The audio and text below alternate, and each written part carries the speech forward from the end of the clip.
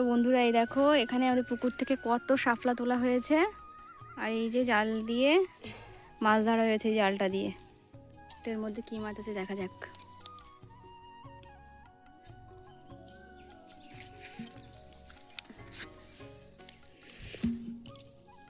এই যে চিংড়ি মাছ।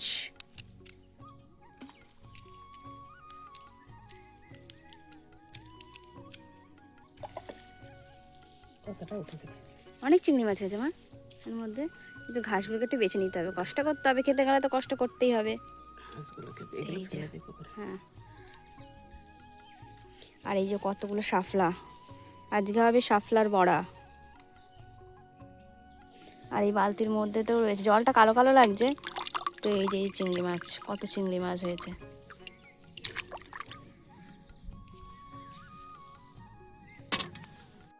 তো দেখতে পাচ্ছি এখানে কত মানে শাপলা রয়েছে।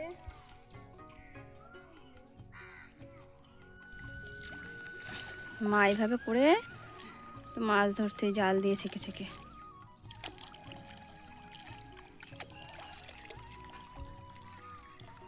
এই মাছগুলোকে যদি এখন না ধরা হয় তাহলে এই চিংড়ি মাছগুলো মরে যাবে। শীতকাল পড়ছে, শীতকাল পড়েই গেছে, তো মরে যাবে। আর এই দেখো কত শাপলা হয়েছে, এইদিকে শাপলা আছে, অন্যদিকেও আছে। মা এই যে শাপলা, কি সুন্দর লাগে না আমার এই ফুলটা। আমার সাদা শাপলা ছিল না।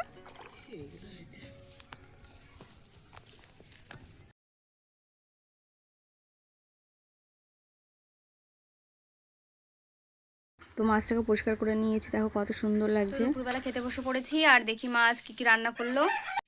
এখানে রয়েছে গাছের পেঁপে, মানে আমাদের গাছের পেঁপে পেড়েছিল একটা, তো পেঁপে দিয়ে মুসুর ডাল করেছে। আর এই যে শাপলা দিয়ে চিংড়ি মাছ। আর এখানে রয়েছে কাঁচকলা ভাজা। আর এটা হচ্ছে শাপলার বড়া। তো এই হচ্ছে আজকে দুপুরের খাবার আমাদের। মার ভাত, ওই যে মা ভাত বেড়ে দিয়েছে, মার নিজের জন্য ভাত নিয়ে নিয়েছে, আর এখানে আমার ভাত দিয়ে দিয়েছে।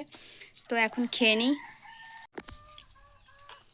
তো এই যে পেঁপে দিয়ে, গাছের পেঁপে ভালো তো লাগবেই, আর মুসুরির ডাল দিয়ে মেখে খেয়ে নিই।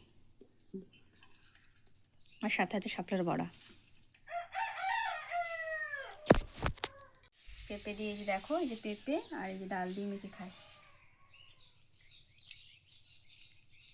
আর শাপলার বড়া। গরম, দারুণ লাগছে শাপলার বড়া খেতে। ভালো হয়েছে, খুব ভালো হয়েছে।